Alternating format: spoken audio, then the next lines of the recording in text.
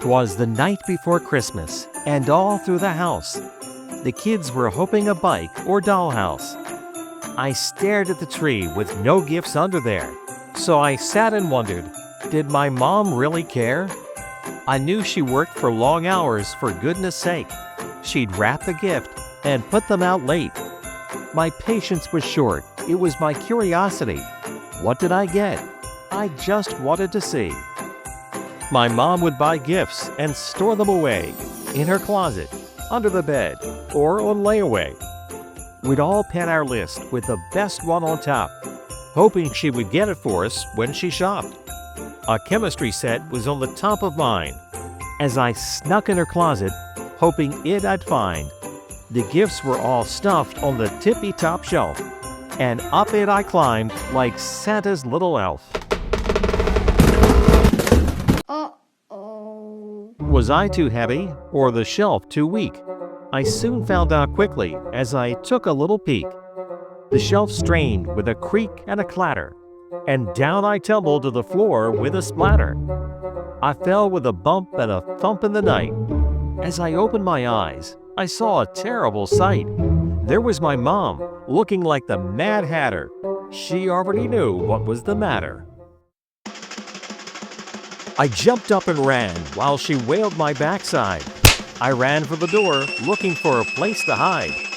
I scooted from room to room while ducking the belt, but she seldom missed. I could tell by the whelps.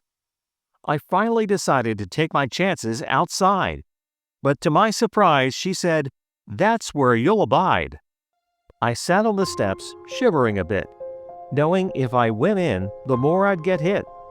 I knew I was wrong, and it was all plain to see. So I decided to give up and just say sorry. So I walked up the steps in the middle of a sob, but I found the door locked as I jiggled the knob. I stood there shaking, wondering what to do. So I walked up to the attic to find an old shoe. I found some old shoes, but they didn't fit right. One was too big and the other too tight. I found some old clothes in a thrift store bag, but they were all too small and just old rags. I sat and I thought, where oh where could I go? It was cold outside, and it had just started to snow. I knew of a place that was warm and not too far. I would start my journey to my old grandma's. The wind chilled my bones on that cold winter night. I was running away, though I know 'twasn't right. We had visited her grandma so many a times.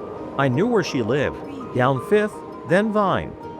I thought the warmth and comfort of her bed.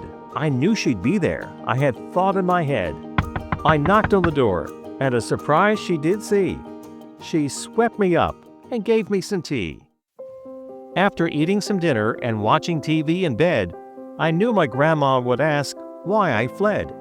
I said, "Grandma, I love you. I just wanted to visit," as we both watched Dorothy and the Grand Old Wizard.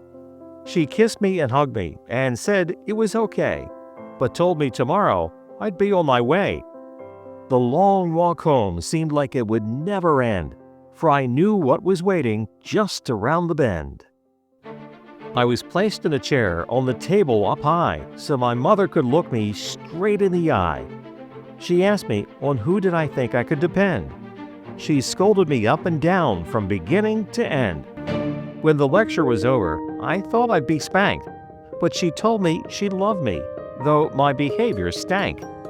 She picked me up and we hugged and both shed some tears. It was a special Christmas that I still hold dear. That runaway Christmas I'll always remember, with gifts piled high on the 25th of December.